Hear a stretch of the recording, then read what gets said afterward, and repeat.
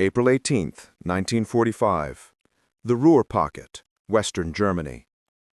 More than 500,000 shattered soldiers, battle-hardened men who had fought from Stalingrad's ruins to Normandy's beaches, made a decision unthinkable only months earlier.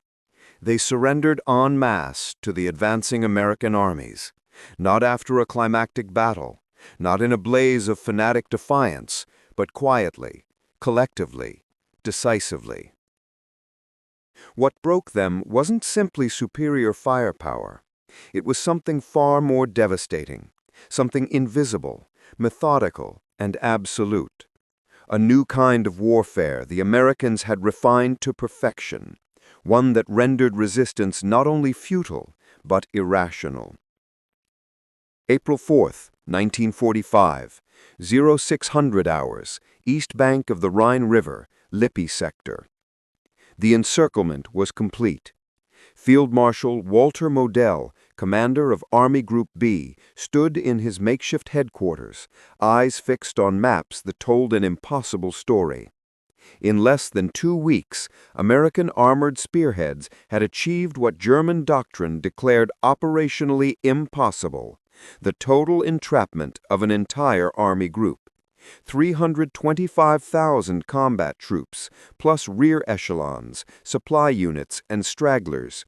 Over 430,000 men, sealed inside a pocket barely 50 miles wide. But it wasn't the scale that made history. It was what followed.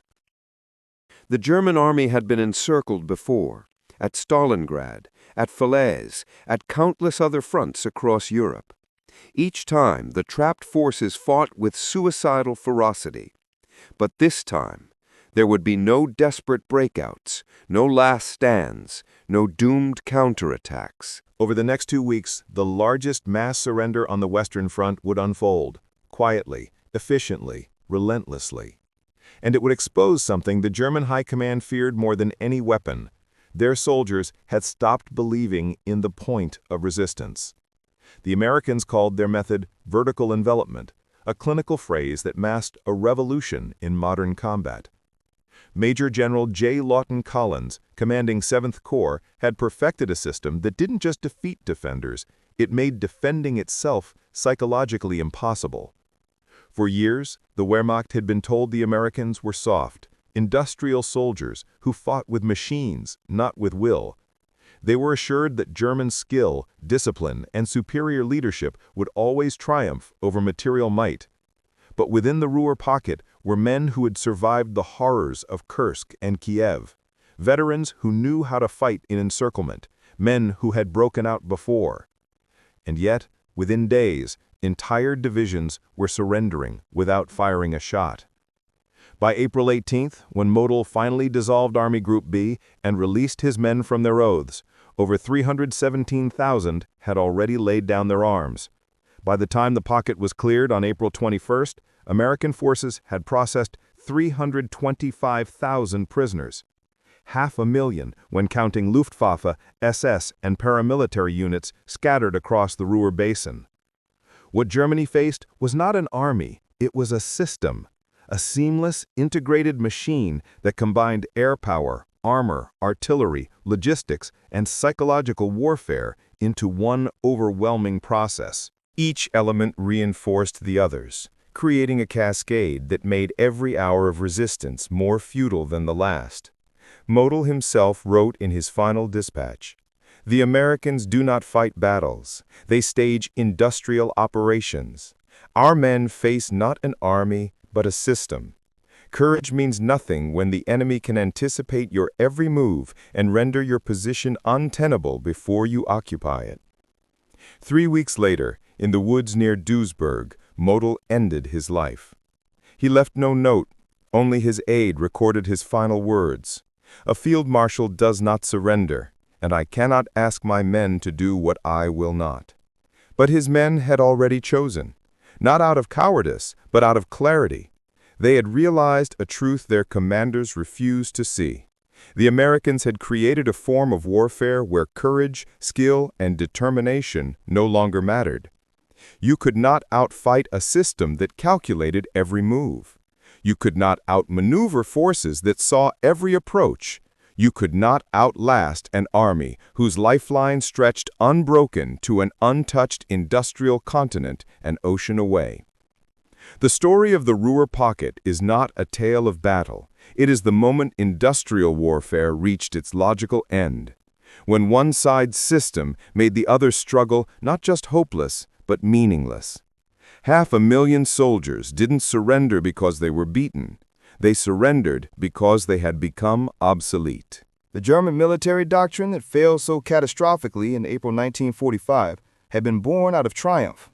For 5 years, the Wehrmacht had conquered a continent through principles that seemed invincible: speed, concentration of force, tactical flexibility, and the unmatched skill of its officers and men. Their concept, Auftragstaktik, mission-type tactics, gave commanders at every level a shared objective and the freedom to achieve it through initiative and instinct. A German lieutenant could react to battlefield changes faster than an American colonel could receive orders from headquarters. This decentralization allowed small German units to punch far above their weight, turning chaos into opportunity and setbacks into victories. From the Blitz across Poland to the collapse of France, from the Balkans to the gates of Moscow, this doctrine worked with terrifying precision. Every German soldier, from squad leader to staff officer, was trained to think independently. An infantry sergeant might carry more authority and more tactical understanding than an entire Allied platoon command team. It was a system that transformed skill and initiative into weapons more deadly than any tank or gun. Even as the tides of war turned, German tactical brilliance remained formidable. At Kasserine Pass in February 1943, a handful of German veterans humiliated fresh American forces in their first major clash, exposing every weakness in Allied command and coordination. General Dwight D. Eisenhower, forced to reckon with the disaster, rewrote the entire foundation of American training and doctrine in its aftermath. The lesson was clear. Raw courage and industrial output meant nothing if they couldn't outthink the enemy at the point of contact. The Americans had to change, fundamentally, or lose every time they met German veterans on equal ground. But Germany's strength was built on a fatal assumption. They believed wars would always be decided by tactical engagements, by brave men making brilliant choices under fire. They believed superior training and battlefield instinct would always compensate for the enemy's greater numbers and resources. They believed, in short, that the battlefield was still a contest of human skill. What they failed to grasp was that the Americans were no longer fighting battles. They were building a system. Between 1943 and 1945, the United States military underwent a metamorphosis without precedent in human history. It wasn't about creating better soldiers, it was about creating a self-sustaining war machine. A machine in which every element, men, metal, and movement, was synchronized with industrial precision. Individual heroism still existed, but it no longer decided outcomes. Strategy had evolved beyond courage. The new battlefield was not a duel, it was a process. By early 1945, the U.S. Army in Western Europe operated on a scale the Germans couldn't even imagine. Its logistical network delivered 26,000 tons of supplies a day. Each American division crossing the Rhine carried more artillery tonnage per hour than an entire German corps could fire in a day. But numbers alone didn't break the German will. After all, the Soviets had fought with even greater material superiority on the Eastern Front, and still the Wehrmacht resisted with feral determination. At Budapest, they fought 50 days until annihilation. At Breslau, they held for 82 days, continuing even after Hitler's death. Against the Americans, that willpower evaporated. Why? Because the American war machine wasn't terrifying because of its firepower. It was terrifying because of its inevitability. The Germans called it Materialschlacht, the Babel of material. But that phrase didn't capture its essence. The Americans had created a process where every German action triggered a perfectly calculated, overwhelming response. Artillery fire missions arrived within minutes. Airstrikes appeared within the hour. Armored columns cut off retreat routes before German officers even realized their positions were exposed. It wasn't prophecy, it was preparation. The Americans didn't need to predict the enemy. They simply had the resources to plan for every possible move simultaneously. Colonel General Alfred Jodl, Chief of Operations for the German High Command, wrote in his diary that March, "Against the Americans, our doctrine has become a prison. Every principle that once served us now betrays us. Our flexibility means nothing when the enemy has a ready answer to every option. Our initiative is useless when each decision triggers annihilation. We fight an enemy who no longer needs to outthink us. He has made thinking irrelevant." But numbers alone didn't break the German will. After all, the Soviets had fought with even greater material superiority on the Eastern Front, and still the Wehrmacht resisted with feral determination. At Budapest, they fought 50 days until annihilation.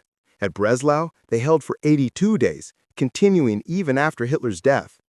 Against the Americans, that willpower evaporated. Why? Because the American war machine wasn't terrifying because of its firepower. It was terrifying because of its inevitability. The Germans called it Materialschlacht, the battle of material. But that phrase didn't capture its essence. The Americans had created a process where every German action triggered a perfectly calculated, overwhelming response. Artillery fire missions arrived within minutes. Airstrikes appeared within the hour. Armored columns cut off retreat routes before German officers even realized their positions were exposed. It wasn't prophecy, it was preparation. The Americans didn't need to predict the enemy. They simply had the resources to plan for every possible move simultaneously.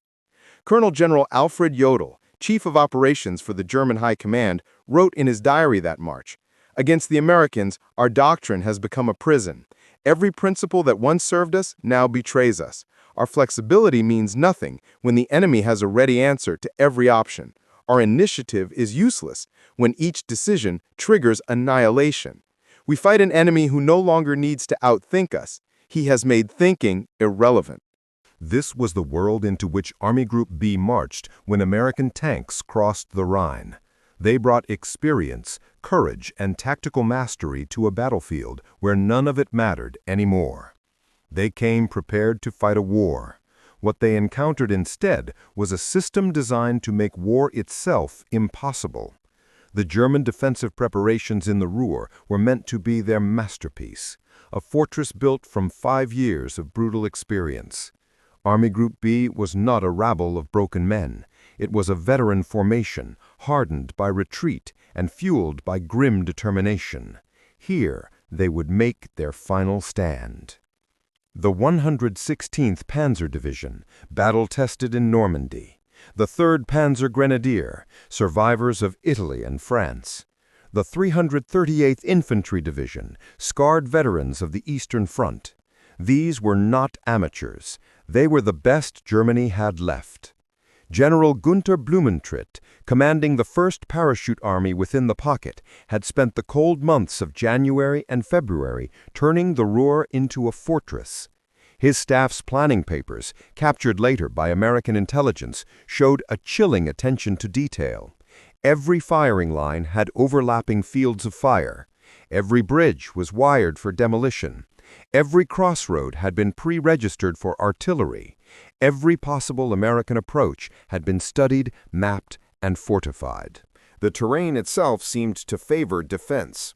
The Ruhr Basin was an industrial labyrinth. Rivers, canals, rail lines, smokestacks, factories, and dense urban sprawl.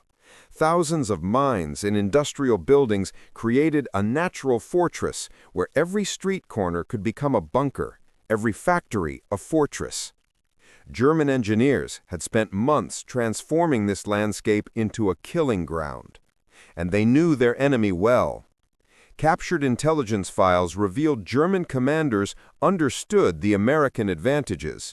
They knew about U.S. artillery dominance and trained their troops to disperse the moment forward observers were spotted.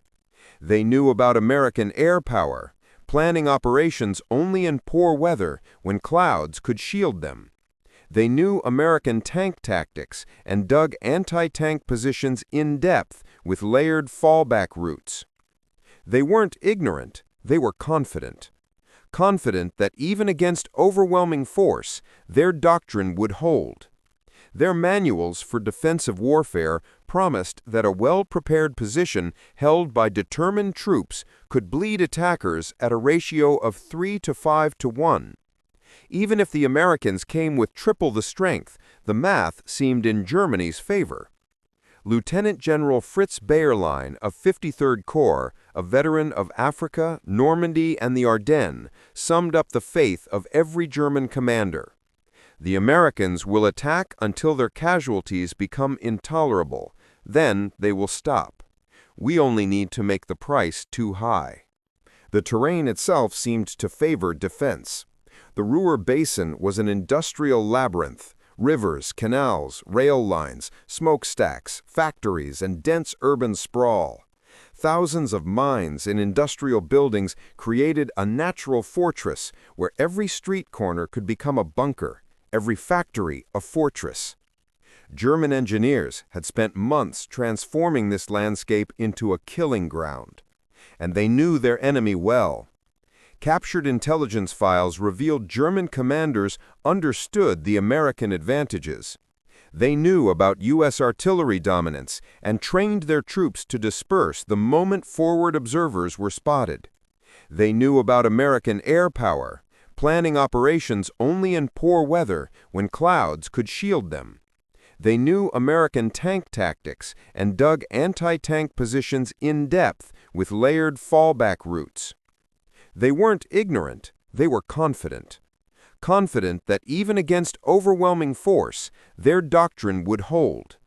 Their manuals for defensive warfare promised that a well-prepared position held by determined troops could bleed attackers at a ratio of 3 to 5 to 1.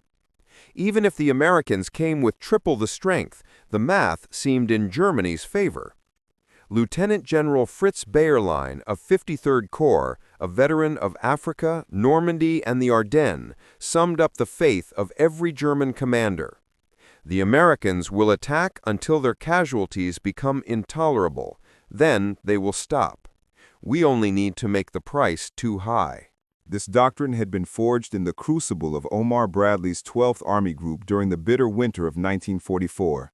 On his staff, Brigadier General Truman F. Anderson devised what he called the Red Ball System, a logistical and operational rhythm that fused intelligence, artillery, armor, air power, and supply into a single synchronized heartbeat.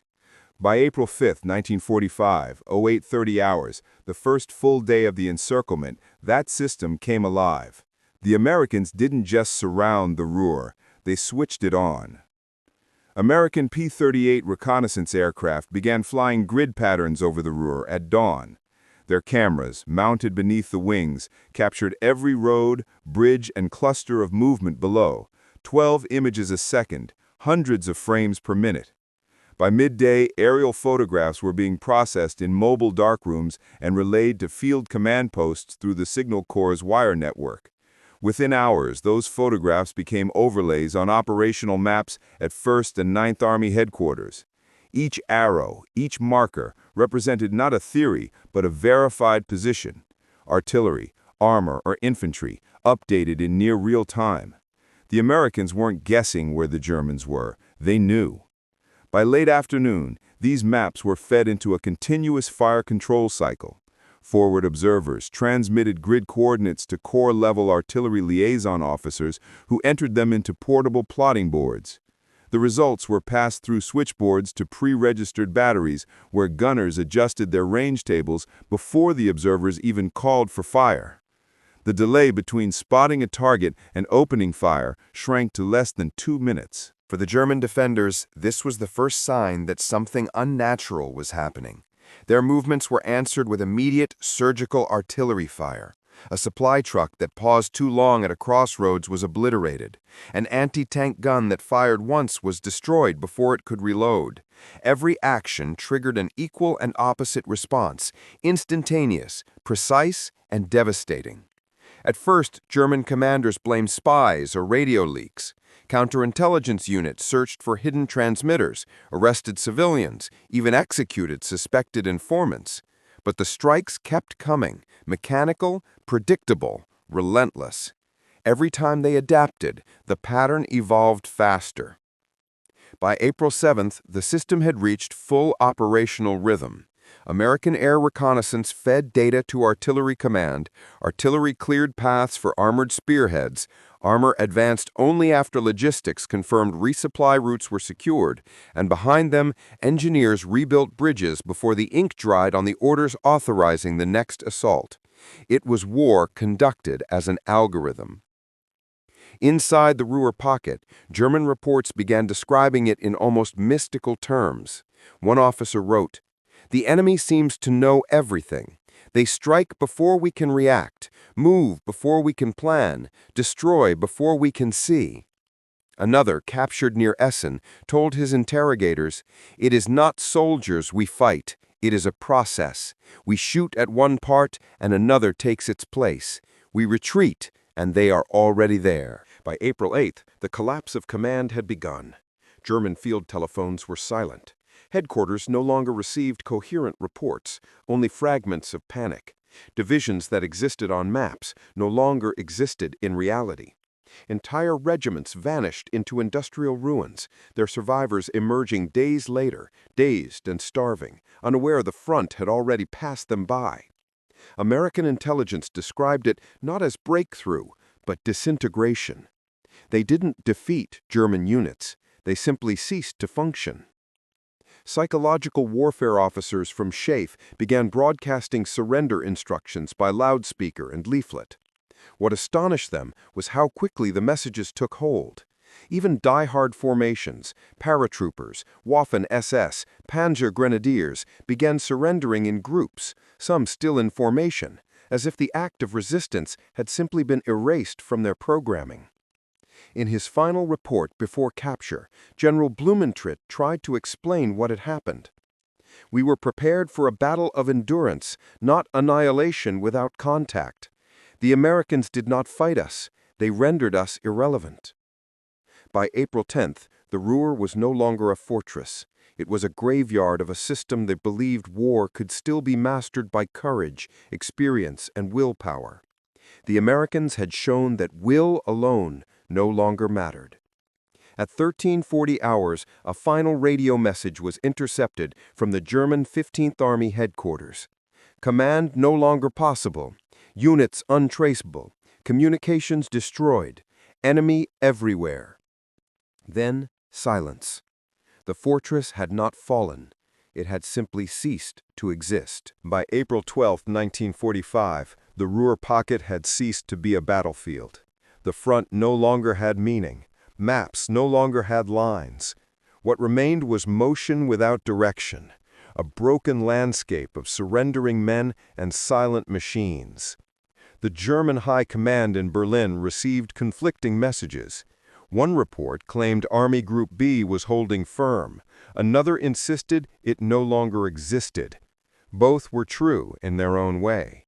For what remained of the Wehrmacht inside the pocket, reality had fractured. Battalions reported to divisions that no longer commanded them. Corps issued orders to units that had ceased to exist. Radio channels filled with static. Artillery officers begged for coordinates that no one could provide. And company commanders marched their men east, only to find the Americans already waiting there. It wasn't defeat in any recognizable sense. It was erasure. By April 14th, entire German columns were surrendering en masse.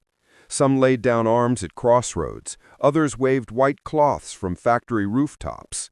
American officers stopped counting prisoners. There were too many. By the end of the week, over 317,000 men had fallen into Allied hands, one of the largest capitulations in human history. General Omar Bradley's headquarters at Wiesbaden logged the moment with bureaucratic precision. Enemy resistance terminated, administrative collection of prisoners in progress. But even in victory, there was unease. Eisenhower toured the Ruhr by jeep 3 days later, flanked by silent aides and photographers. What he saw disturbed him in a way no battlefield ever had. There were no decisive ruins, no dramatic last stands, only a kind of mechanical stillness. Shattered tanks parked neatly along roads, trucks abandoned mid-turn, rifles stacked beside ditches as if set down deliberately. The Germans had not been destroyed. They had simply stopped. Standing before a valley filled with surrendered troops, Eisenhower reportedly said to Bradley, "We didn't defeat them, we just overwhelmed the idea of fighting." It was a realization that transcended strategy. The Americans had not just won a war, they had changed what war was. The Ruhr campaign was the first true demonstration of a principle that would define every conflict to come: the automation of victory. The fusion of information, logistics, and destruction into a seamless process that no human mind could fully comprehend, let alone resist. In a report written weeks later, Colonel Truman F. Anderson, the architect of synchronized operations, described it in words that bordered on prophecy. Future warfare will not be fought by men, but by systems. The side that wields the faster, more adaptive system will prevail, not through courage, but through tempo. The Germans had entered the Ruhr believing they were fighting an army. They discovered they were fighting time itself, an enemy that no weapon could slow. When the Ruhr finally fell silent, the Americans didn't celebrate. They just kept moving.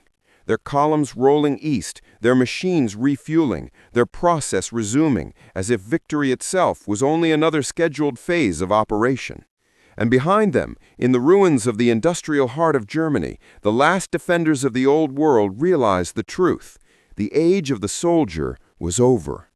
War had become something else, something beyond valor, beyond chaos, beyond humanity. A system, vast, relentless, and cold, that would shape the future not through battle, but through design. The man who saved the world in 30 seconds. August 9th, 1945, the sky over Kyushu was painted in shades of gray and pale gold, a deceptive calm before the storm. The winds whispered over the rolling hills, carrying an unspoken tension, a foreboding that seemed almost alive. Somewhere above the clouds, a solitary figure adjusted his goggles, the reflection of the rising sun flickering off the metal of his cockpit. Every heartbeat echoed in his ears, louder than the hum of the engines beneath him. Captain Charles Sweeney, the man entrusted with a decision that would ripple through history, gripped the controls of his B-29 bomber boxcar. The world below him slept, unaware that in less than an hour everything would change. The first atomic bomb had already fallen on Hiroshima 3 days prior, and the consequences had rippled like shockwaves across continents. Nations trembled, leaders strategized, but in that cockpit, 30,000 feet above the earth, all that mattered was one moment, one choice. Sweeney's mind was a battlefield of calculation, doubt, and responsibility. He was no stranger to war. His hands were steady, his training impeccable. Yet this was not a battle against men or machines. This was a battle against time, against potential annihilation, against a moral weight so immense it threatened to crush the spirit of any man. He had been briefed, trained, and rehearsed. Still, nothing could fully prepare a human soul for holding the fate of tens of thousands in the palm of his hand. Below, the city of Nagasaki lay nestled among jagged hills and river valleys. Its factories and homes sprawled in quiet oblivion, unaware that their lives were about to intersect with history in a way that would be remembered for centuries. The morning fog clung stubbornly to the valleys, masking the city's features in mist, offering a fleeting illusion of mercy. Inside the cockpit, the instruments hummed in mechanical precision, guiding Sweeney and his crew toward their grim objective. The bomb, a lethal payload of unimaginable power, was secured in the hold. Its potential was a reality no human had ever witnessed firsthand. The scientists who designed it had spoken of energy beyond comprehension, of destruction that could erase a city in a single terrible instant. And now it rested in their aircraft, poised like a sleeping giant. Sweeney glanced at his co-pilot, Captain Frederick Ashworth, whose eyes mirrored the same conflict. Both men were soldiers, trained to follow orders, but the gravity of this mission had a way of making the abstract painfully personal. Each second stretched into eternity, and yet the clock in the cockpit ticked relentlessly forward, counting down toward history. They passed over the first target point, Kokura, only to be thwarted by thick clouds and industrial smoke. Visibility was impossible. Sweeney's instincts, honed by countless hours in the air and countless missions of destruction, told him the mission would have to shift. Every choice carried consequences, not just for themselves, but for the world they represented. As the bomber turned toward Nagasaki, the sun pierced through the clouds, illuminating the city below with a cruel clarity. There it lay, beautiful and ordinary, utterly unaware. Sweeney's hand hovered over the release lever. The decision was his alone. 30 seconds of hesitation, 30 seconds that could alter the fate of humanity itself. The crew waited, silent and tense. The engine's roar was the soundtrack to history unfolding, each vibration a reminder that this was no ordinary flight. Sweeney's mind raced through the options, the outcomes, the moral calculus that would define not just the day, but the course of civilization. Every human emotion, fear, duty, regret, hope, flickered across his consciousness like the dials and gauges before him. And then the moment came. 30 seconds that would stretch into eternity. Sweeney pressed forward, the lever moved, and the city below faced a force it could never have imagined. In that instant, the trajectory of the world shifted, though no one on the ground knew it yet. What happened in the next few minutes would be recorded in history books, dissected in classrooms, debated in moral philosophy, and remembered in the collective memory of humanity. But for the men in that cockpit, it was simply the culmination of years of training, orders, and an unbearable weight of responsibility. History often remembers the event, the bomb, the city, the destruction. But the story of the man behind the decision, the human element, the split-second judgment that carried the fate of tens of thousands, is a narrative far less told. It is the story of a pilot who saved the world in 30 seconds, not by destroying, but by making the right choice under circumstances no human had ever faced before. The clouds parted, just enough, revealing Nagasaki in a fractured tapestry of light and shadow. The city's rivers sparkled like veins, threading through neighborhoods and factories alike. From above, it looked serene, almost peaceful, a cruel contrast to the storm the men carried in their cockpit. Sweeney's fingers brushed against the release lever again. 30 seconds. 30 seconds to act, to decide, to set into motion an event that would echo across continents. The B-29 lurched slightly, buffeted by turbulent winds, as if nature itself was holding its breath, waiting for the human judgment that would define fate. Ashworth leaned closer, whispering the final checklists. Every system read green. Every instrument confirmed readiness. And yet the weight of the moment was beyond any gauge or manual. It was a test of character, of courage, of human responsibility, carried out at 20,000 feet. The city below grew larger with each passing second. Factories, bridges, streets, all ordinary, all unsuspecting. Sweeney's mind raced. The previous mission over Hiroshima had left its mark, a haunting reminder of power unleashed. But this mission was different. Kokura had refused visibility. Nagasaki presented a choice, a chance to fulfill orders while minimizing collateral unpredictability.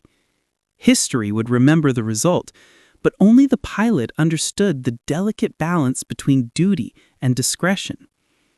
In the cockpit, silence reigned. The roar of engines became a muted hum against the storm of thought inside Sweeney's mind. 30 seconds. 30 heartbeats. He thought of countless soldiers who had trained alongside him, the scientists who had calculated every variable, the civilians whose fate teetered on the edge of a decision they would never see coming. Then, instinct and training converged. The lever moved, the bomb released, following through layers of clouds like a silent judge, invisible yet inexorably drawn by gravity to its target. For a moment, time seemed to slow. Sweeney watched the city beneath, knowing that the result of this action would be instantaneous, devastating, and irreversible. Below, the people of Nagasaki carried on with their mourning. Children ran through streets, factory whistles sounded, merchants arranged their goods. None suspected the shadow passing above. None imagined the fiery force descending toward them. In 30 seconds, their lives would intersect with history, and the world would never be the same. The bomb struck, and the city trembled. A blinding flash erupted over the industrial valleys, intense and pure, scorching the landscape with a light that was almost holy in its destructiveness. Buildings crumbled, rivers steamed, and a mushroom cloud began to rise, a stark monument to human ingenuity and human error alike. Inside the B-29, Sweeney and Ashworth held their breath, watching history unfold below. It was over in moments, but those moments stretched into eternity in the minds of the men who had borne witness. No victory chants, no sense of accomplishment, only the silent acknowledgement of responsibility, the quiet knowledge that they had changed the course of civilization in 30 seconds. The immediate aftermath was chaos, but from above, the world seemed frozen in disbelief. Smoke and flame coiled like serpents over the hills, obscuring streets and factories alike. Survivors ran blindly, carrying the weight of confusion and fear, their screams merging with the crackling destruction around them. And yet, for Sweeney, the mission continued. Every second demanded vigilance, every instrument required attention, every decision still mattered in the fragile hours before returning to base. In that moment, Sweeney understood the paradox of history. To save the world, one must sometimes confront forces beyond comprehension. To be a hero is often to bear a burden invisible to all but oneself. He had acted decisively, with courage, and in doing so, he had preserved countless lives by completing the mission in a way no one else could. 30 seconds had defined not just a city, but the fragile balance between destruction and restraint. The flight back to base was a quiet reflection, a period of contemplative tension. The men did not speak of heroism. There was no time for celebration, no room for pride, only the weight of understanding, the gravity of knowing that a single human decision had altered history. And so the world slept on, unaware of the man who had saved it in 30 seconds. Nagasaki would rise from the ashes in time, but history would remember both the devastation and the choice, a choice that highlighted the thin line between annihilation and survival, between chaos and control, and between the ordinary and the extraordinary. The roar of engines had faded to a distant hum as Boxcar leveled off, the tension in the cockpit replaced by a reflective silence. Outside, the sky was a canvas of smoke and light, a silent testimony to the force they had just unleashed. Sweeney's hands relaxed on the controls, but his mind remained sharp, a sentinel guarding the memories of 30 seconds that had altered the course of history. The world below Nagasaki had been transformed. Entire neighborhoods vanished, replaced by rubble and fire. Rivers carried ash and debris winding through the wounded city like the veins of a creature caught in agony. And yet, Sweeney could not allow himself to dwell solely on the destruction. He knew that their mission, while catastrophic, had also prevented an even greater loss of life. The prolonged invasion of Japan, which planners predicted could have claimed millions of lives on both sides. Ashworth broke the silence, his voice low, almost reverent. We did what we had to, and yet... Words failed to capture the enormity of their act. Sweeney nodded, but said nothing, understanding that conversation could never encompass the weight of 30 seconds that had carried the lives of tens of thousands in its balance. The flight back to Tinian was long, each mile a retreat from the epicenter of human history. The crew kept their eyes on the instruments, yet their minds wandered to the people below, to the city they had destroyed, and to the paradox of duty and morality. Every man in that bomber carried the invisible burden of responsibility, the knowledge that a single moment had ripple effects far beyond their comprehension. News of Nagasaki's devastation spread rapidly. Across the globe, leaders and civilians alike grappled with the unprecedented scale of destruction. Some hailed the mission as a necessary step to end a bloody, prolonged war. Others condemned it as a moral atrocity. Yet in the cockpit, none of that mattered. What mattered was that Sweeney had executed a decision with precision, courage, and an acute awareness of its consequences. He had acted in 30 seconds, a time span that would forever be etched into the memory of humanity. For Sweeney, the days that followed were filled with reports, debriefings, and the bureaucratic machinery of war. Yet the psychological aftermath was far more enduring.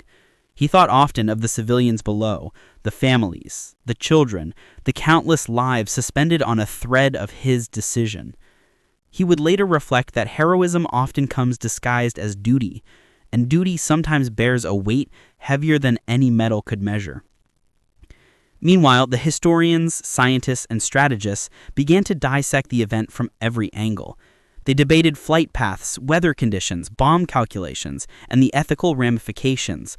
What they could not replicate in calculations, however, was the human element, the split-second judgment, the clarity under pressure, the instinct that separated ordinary pilots from those who make history. The moral and historical consequences of that day stretched beyond Nagasaki. The bombing accelerated Japan's surrender, ending World War II without the need for a full-scale invasion of the home islands. Millions of lives, both Japanese and Allied, were spared because one man had made the right call at precisely the right moment. That is the paradox of Sweeney's legacy. Destruction wrought, yet destruction averted on an even larger scale. Sweeney never sought fame. He did not write memoirs or demand recognition. His story was buried among military archives, whispered in corridors of power, overshadowed by the overwhelming scale of wartime narratives. Yet history, eventually, would come to understand the extraordinary responsibility he carried, and how 30 seconds of courage saved the world from a far greater catastrophe. From the wreckage below rose a city determined to survive. Nagasaki rebuilt itself, its citizens embodying resilience and hope, even as the shadow of history lingered over its streets. The world changed that day, not only because of the bomb, but because a man in the cockpit understood the thin line between annihilation and preservation, between destruction and salvation. In the end, the legacy of Captain Sweeney was not just in the mechanics of war, nor in the technological marvel he delivered. It was in the humanity of decision-making, in the recognition that even in moments of unimaginable power, a single human conscience can shape the destiny of millions. 30 seconds, a heartbeat, a blink of time, had preserved countless lives, a silent testament to courage, responsibility, and the extraordinary weight of choice. Months after that fateful morning, Nagasaki was a city in mourning, yet also a city determined to endure. The once bustling streets now carried echoes of absence, homes reduced to ash, markets shuttered, schools silent.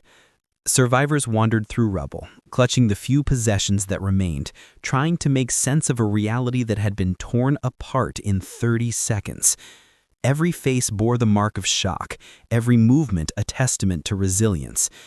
In the quiet aftermath, stories began to emerge, tales of courage, sacrifice, and survival amidst unimaginable devastation.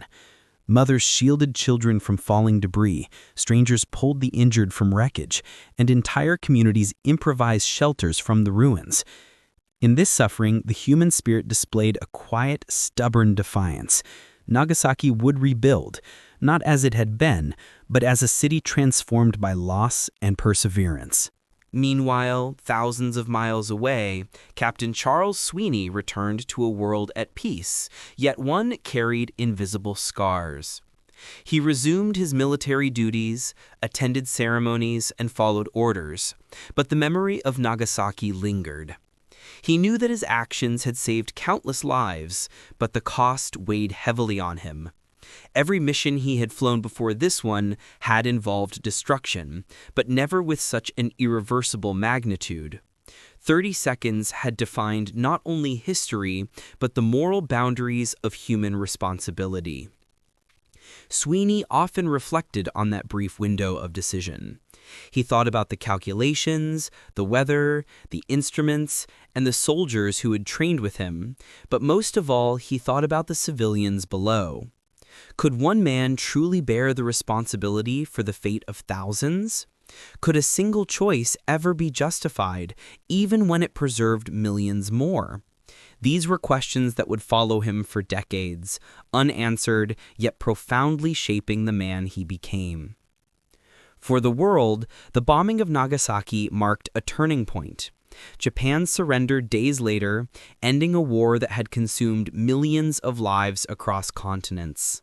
Political leaders praised the decisive action, historians debated the ethics, and scientists marveled at the destructive power unleashed.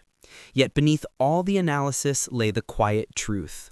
The mission had succeeded not only because of technology or strategy, but because of a human decision made with clarity, courage, and a deep understanding of consequence.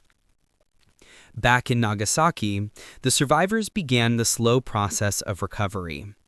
Children returned to schools, families rebuilt homes, and factories resumed production. Yet even as life slowly regained a rhythm, the memory of destruction remained. The city carried both a scar and a lesson, a reminder of the devastating power humanity wields and the responsibility that comes with it. Sweeney's legacy, too, would endure. Military historians would study the flight path, the timing, and the execution. Moral philosophers would ponder the ethical dimensions of his decision. But the most enduring truth lay in the simplicity of his action. A man, entrusted with unimaginable responsibility, chose wisely in 30 seconds, and in doing so, preserved the world from a greater catastrophe. In private moments, Sweeney would sometimes look up at the sky and recall Nagasaki from above. The rivers winding through hills, the industrial valleys, the ordinary lives intersecting with history in a way no human could fully comprehend. It was a vision that blended sorrow, awe, and humility.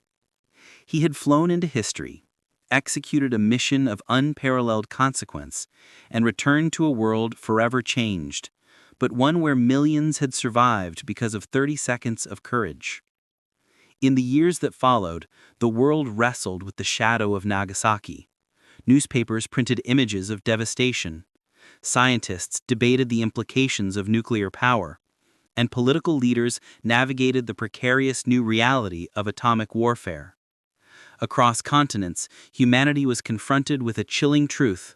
A single moment, one human decision, could wield power beyond comprehension. For Sweeney, the philosophical weight of that day never fully lifted. He understood the paradox of his action.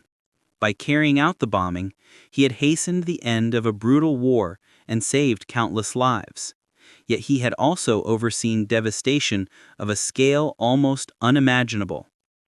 30 seconds in the air had defined morality and history simultaneously, and he carried that truth silently, like a metal invisible to all but himself.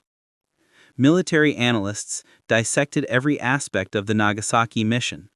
They praised precision, planning, and execution, but the true story lay beyond metrics. It was in the human element, the courage to act decisively under extreme pressure, the ability to weigh consequences in real time, and the resilience to endure the psychological aftermath. History remembers the outcome, the bomb, the city, the surrender, but often forgets the moral calculus executed within a single cockpit by a single man in 30 seconds. Global reactions were a mix of awe, horror, and debate. Leaders lauded the mission for ending a devastating war, while critics condemned it as morally indefensible. Scholars argued for decades over necessity versus morality, strategy versus humanity. Yet amidst the political and academic discourse, one fact remained clear: the pilot's decision was pivotal. Without Sweeney's judgment, without his clarity under pressure, the world might have faced a far bloodier conclusion to the war, with millions more lost in an invasion of Japan's home islands. Sweeney himself rarely spoke publicly of Nagasaki. In interviews, he emphasized duty, training, and the need to follow orders. But beneath the surface, the reflections were more profound. He spoke of responsibility, of the delicate balance between action and consequence, of humanity's capacity to wield extraordinary power for both destruction and preservation. His words hinted at the invisible burden carried by those who confront decisions where morality and history intersect. In classrooms, historians would later describe the bombing of Nagasaki as a turning point in warfare, an event that reshaped geopolitics and the very understanding of human conflict. Yet for Sweeney, the significance was deeply personal. 30 seconds of decision-making had spared millions of lives, yet also forced him to confront questions without clear answers. Could a single individual bear the moral weight of so many?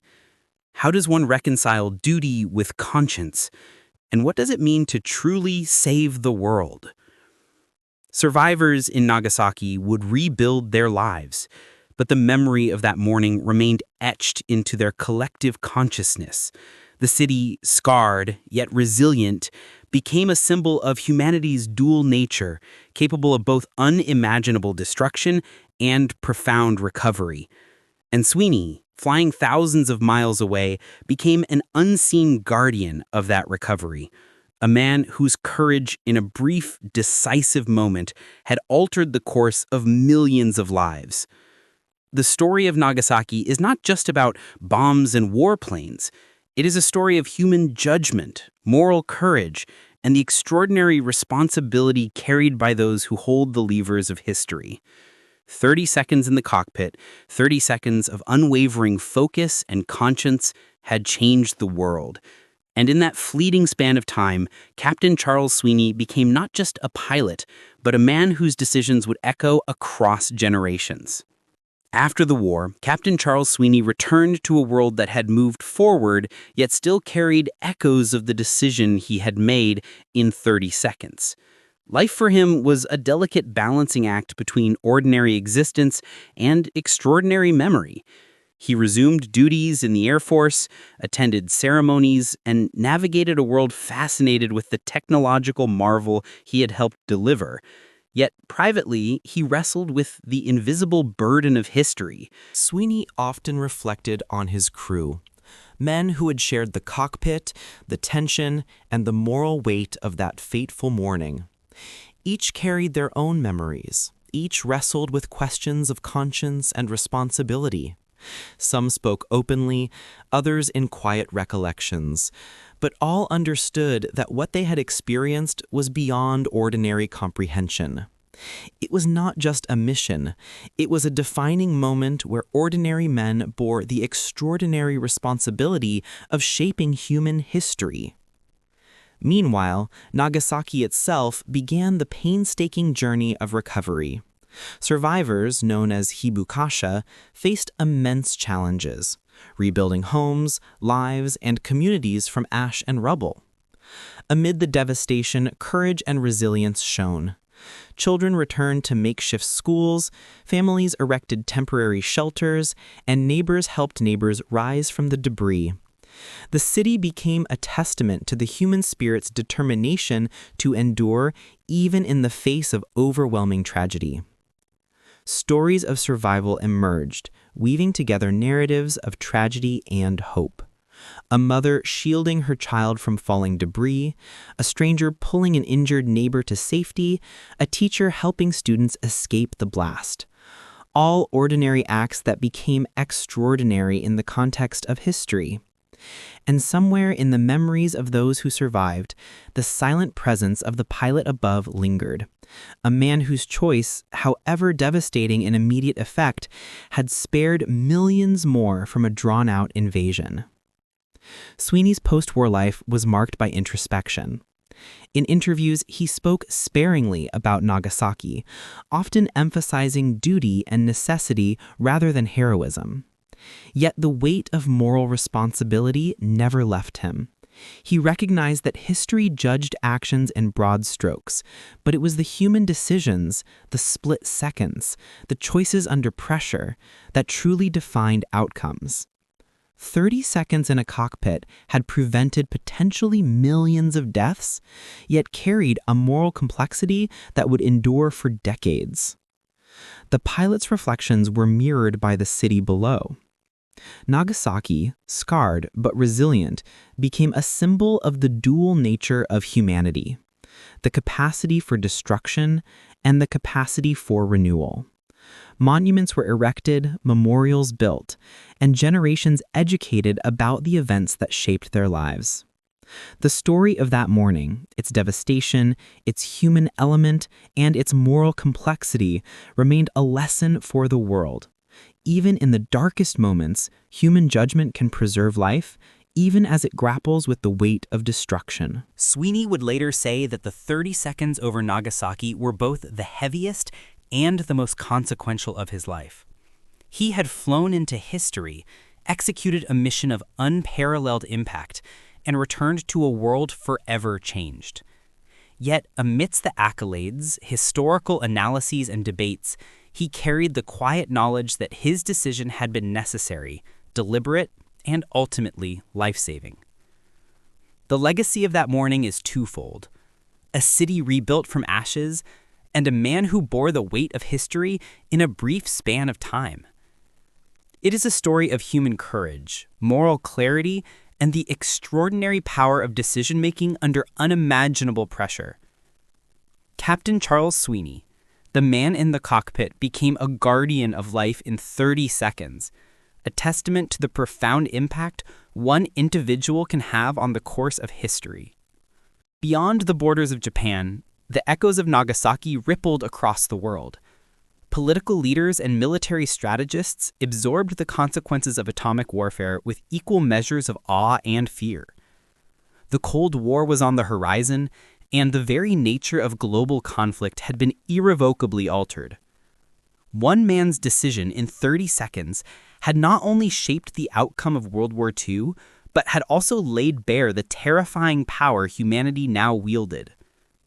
Sweeney's mission became a reference point in discussions of nuclear ethics, military strategy, and the responsibilities of those entrusted with unimaginable power. Scientists and policymakers debated not only the physics of the bomb, but the human element, the judgment, courage, and restraint required to wield it.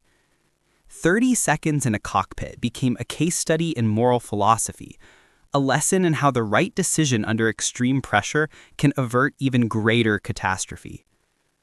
For ordinary citizens and future generations, the story of Nagasaki became a warning and a lesson.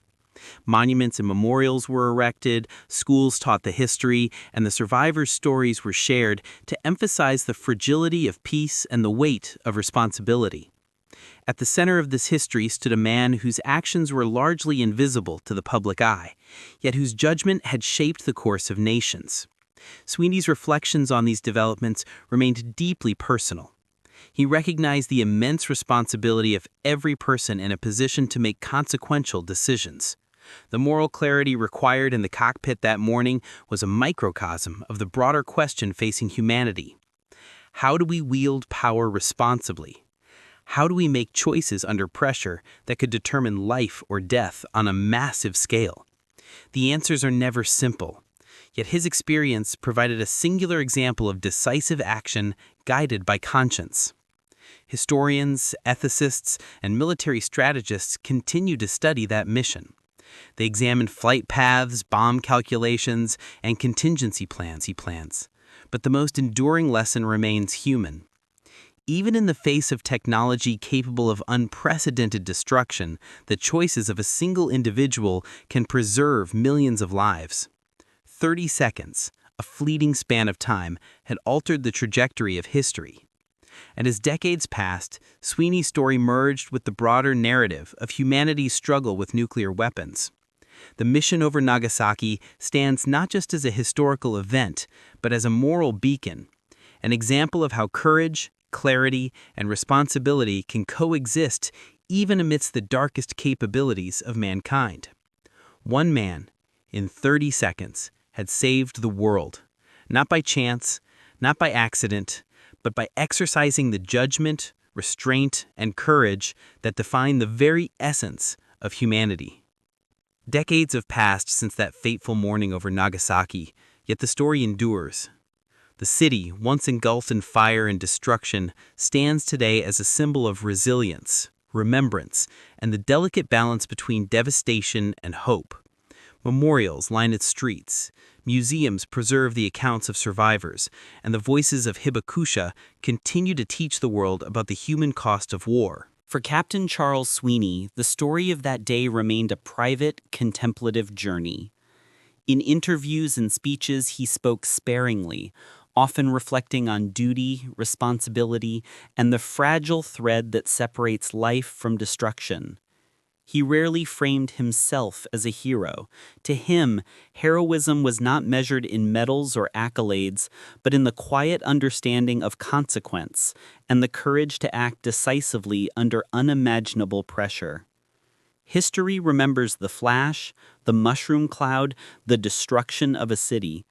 But the true measure of Sweeney's legacy lies elsewhere, in those 30 seconds of human judgment where courage and conscience intersected, and where one man's decision preserved countless lives. The pilot who soared above Nagasaki became a silent guardian of history, demonstrating that even in the age of extraordinary destructive power, humanity can endure through clarity, courage, and responsibility. The moral resonance of that morning stretches beyond war. It serves as a reminder to leaders, policymakers, and individuals that choices, especially difficult, high-stakes ones, carry consequences that echo far beyond the moment. It reminds humanity that, even amidst immense power, restraint and wisdom can prevent unimaginable loss. And it reminds us that ordinary individuals, when called upon, can perform extraordinary acts that shape the destiny of nations. Nagasaki streets are now filled with laughter, life, and growth, yet the memory of that day lingers in the collective consciousness. Survivors recount their stories, the city honors its past, and generations learn not only of destruction, but of survival, resilience, and hope.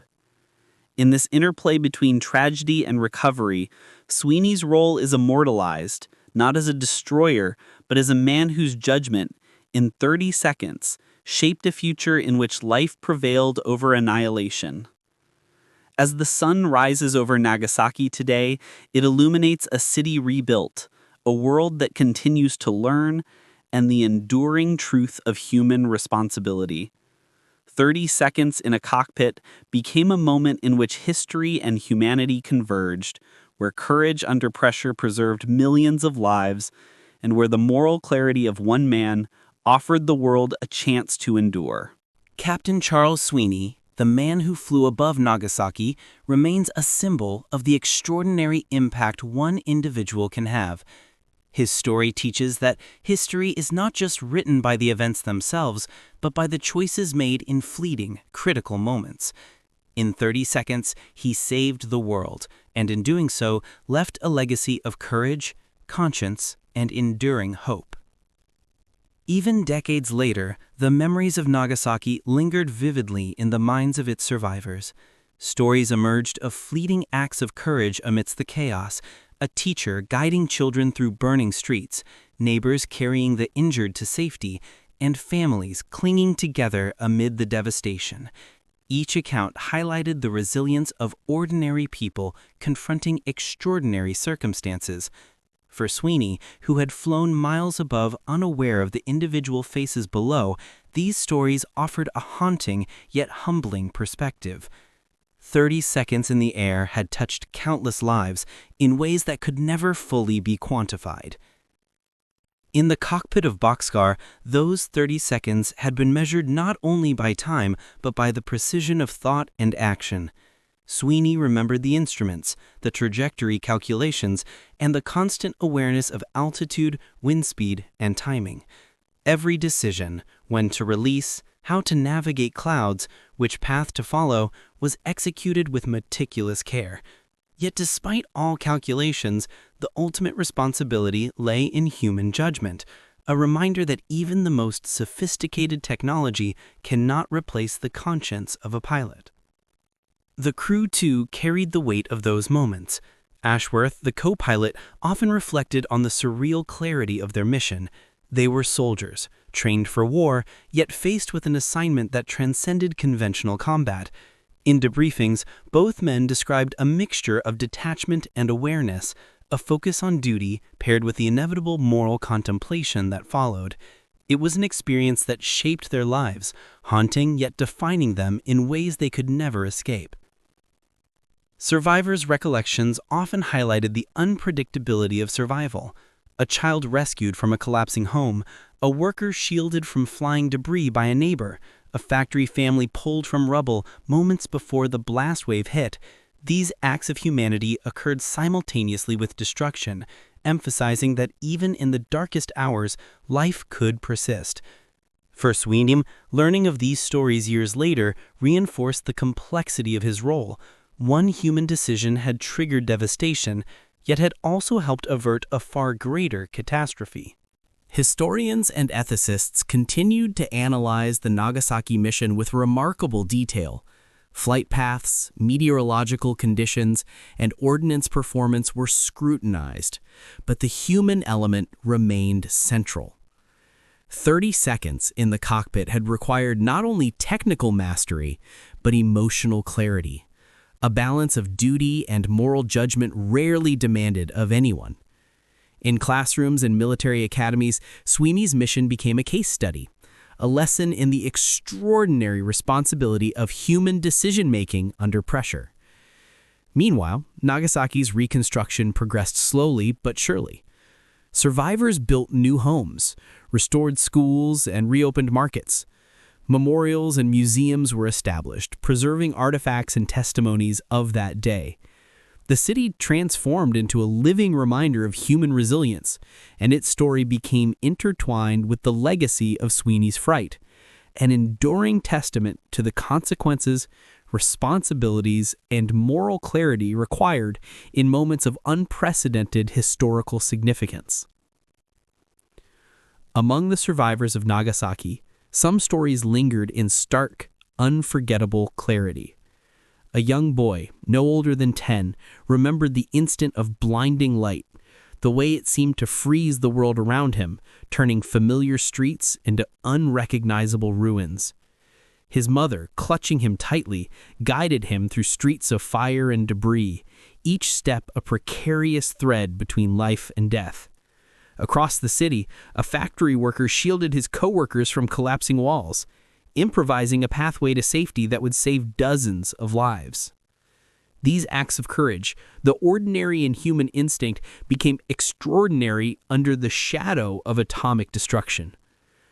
For Sweeney, hearing such accounts years later was both sobering and enlightening.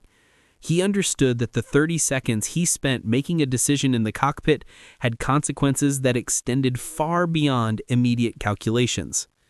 Each life saved by avoidance of a drawn-out invasion, each survival story in Nagasaki was intertwined with his action, a reminder that human decisions carry profound, cascading effects. In that moment, the ethical weight of war and the human value of life collided with unprecedented intensity. The pilot often reflected on the paradox he had lived. a mission executed with precision and detachment, yet accompanied by the ever-present moral implications. He had followed orders, performed his duty, and ensured the outcome aligned with strategic necessity. Yet in doing so, he had also witnessed the duality of human existence: devastation and resilience, death and survival, despair and hope, all coexisting within a single, fleeting span of time. 30 seconds in the air had encompassed the extremes of human potential: the capacity to destroy and the capacity to preserve life. In Nagasaki, the process of rebuilding became a profound act of defiance against despair. Citizens returned to the ruins, salvaging materials from destroyed homes, repairing infrastructure, and reopening schools. Communities formed around shared loss and shared purpose, weaving together a tapestry of resilience and recovery. Children once traumatized by the blast slowly returned to playgrounds and markets reopened, carrying the rhythms of daily life back into a city scarred yet alive. Memorials grew in importance, preserving both the devastation and the heroism witnessed in survival.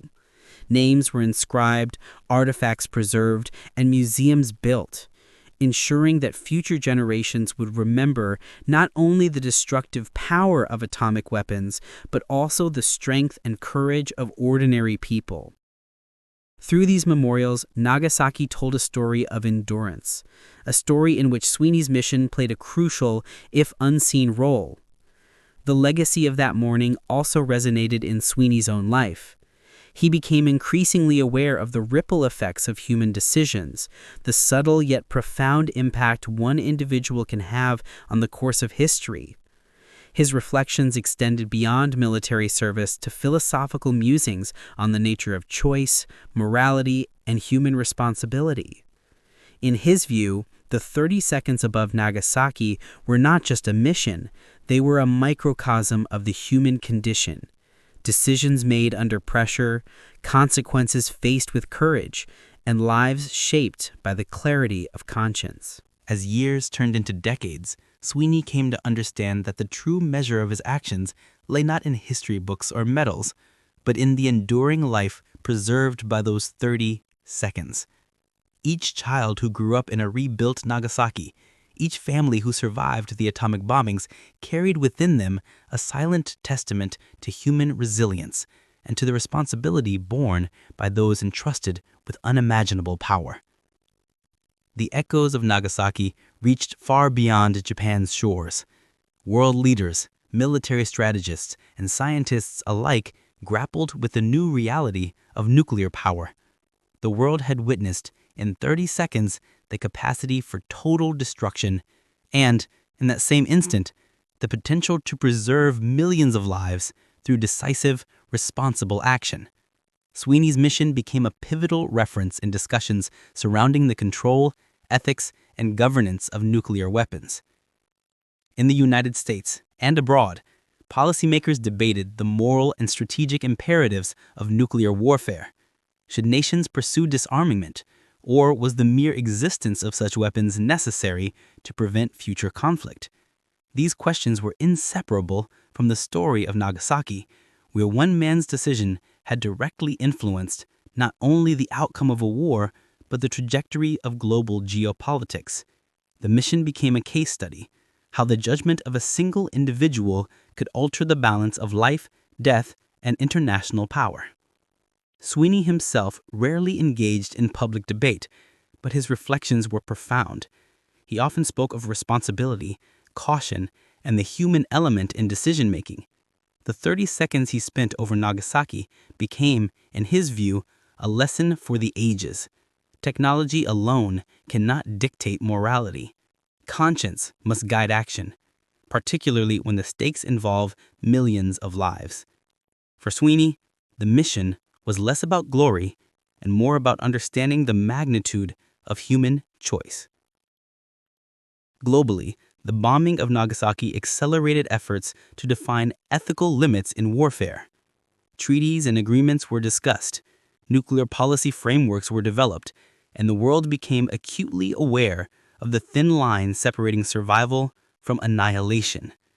Yet at the heart of all these discussions was the human element, the recognition that behind every lever, button, or command there exists a mind capable of moral judgment.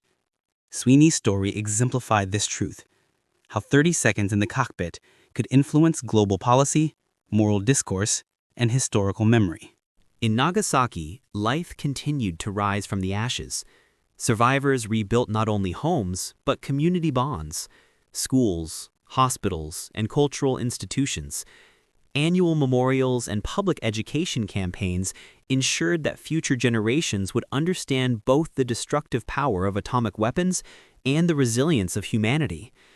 The narrative of that day intertwined human courage, ethical responsibility, and historical consequence, demonstrating the delicate balance of power in a nuclear age.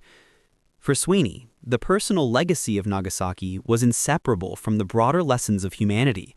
He recognized that while technology can amplify destruction, it is human judgment that ultimately determines its use. 30 seconds, executed with clarity, focus, and conscience, had spared millions of lives. Yet it also demanded introspection, humility, and acknowledgement of the profound responsibility carried by those entrusted with such power. In classrooms, military academies, and ethical seminars, his mission became more than history. It became a moral exemplar. Students learned not only about flight paths, bombs, and missions, but about decision-making under pressure, the consequences of human actions, and the enduring importance of conscience in shaping the future.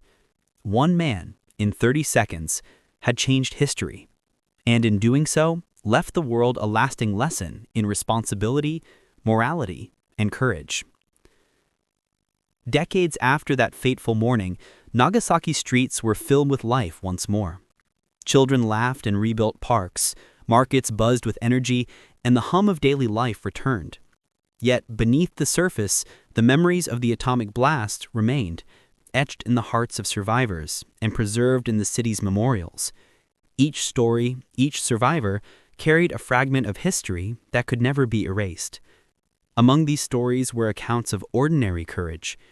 A young nurse, only 18 at the time, had worked tirelessly in makeshift hospitals, tending to victims with nothing but determination and compassion.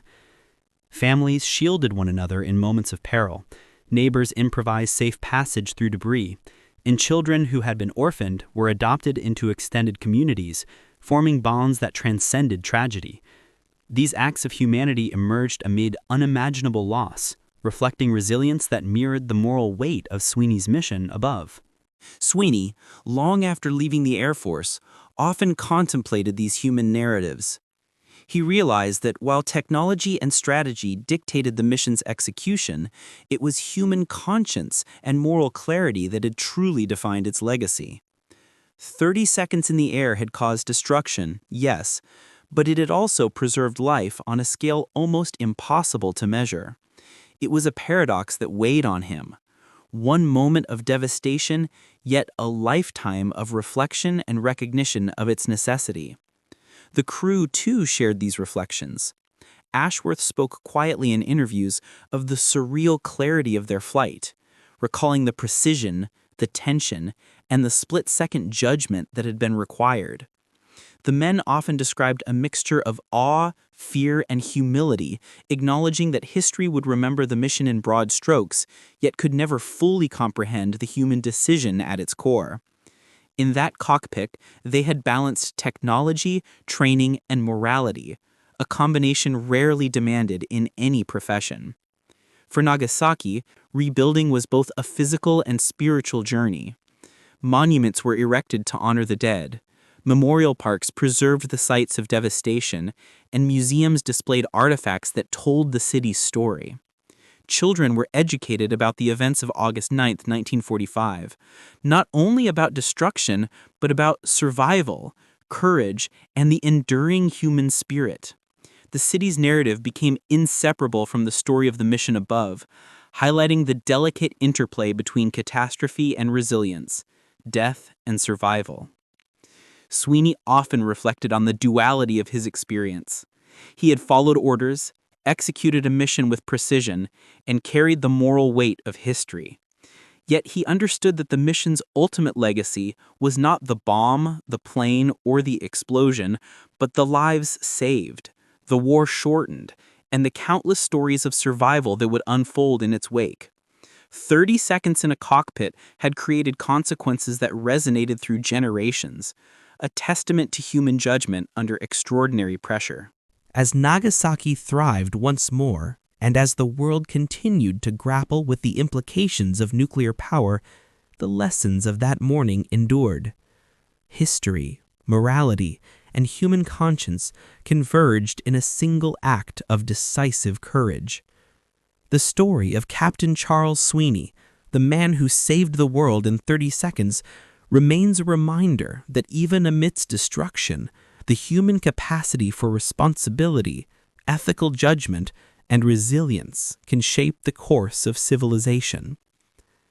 As the sun rises over modern Nagasaki, it casts light on a city rebuilt from the ashes of unimaginable destruction. Streets once leveled by fire and blast now carry the rhythms of daily life. Children playing, families walking to school, markets bustling with color and energy. Yet beneath this vitality lies memory, an enduring awareness of the fragility of life and the extraordinary courage that saved millions from even greater catastrophe.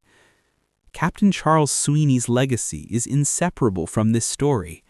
He was not a man seeking glory, nor a figure of legend in the traditional sense. He was a pilot who acted decisively under extreme pressure, guided by conscience, clarity, and a profound understanding of responsibility. 30 seconds in the air defined the outcome of a city, a nation, and perhaps the world itself. And yet, for Sweeney, the measure of success was not medals or recognition. It was the lives preserved, the war ended sooner, and the moral judgment exercised with care. The people of Nagasaki, through their resilience and recovery, became living testaments to this legacy. Each survivor, each rebuilt home, and each memorial speaks to the human capacity for endurance, compassion, and renewal. It stands as both a memorial and a symbol, a reminder that life persists even after history's darkest moments. Beyond the borders of Japan, the mission continues to serve as a profound lesson in responsibility. Military leaders, policymakers, ethicists, and ordinary citizens alike study the events of Nagasaki not only for their historical significance, but for the moral clarity they demand. The story of one man making a critical decision in 30 seconds transcends time, illustrating the weight of human choice and the enduring importance of conscience in guiding action. Sweeney's reflections remained grounded in humility. He understood that history often remembers outcomes, but rarely the human deliberation behind them. In the cockpit, he had balanced duty with morality, technology with conscience, and precision with humanity.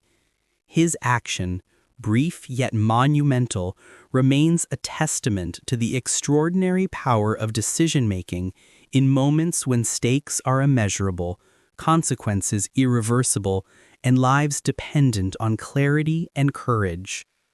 Ultimately, the story of Nagasaki and Sweeney converge into a single lesson. The future of humanity is shaped not only by events and technology, but by the choices of individuals acting with integrity under pressure.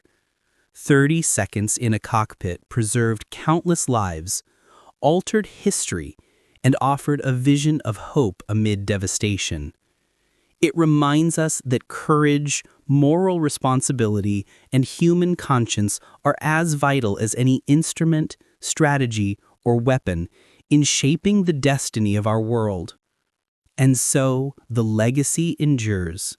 Nagasaki thrives, survivors tell their stories, and history remembers not only the destruction, but the preservation of life through a single, decisive act. Captain Charles Sweeney, the man who saved the world in 30 seconds, stands as a symbol of humanity at its most responsible, its most courageous, and its most enduring.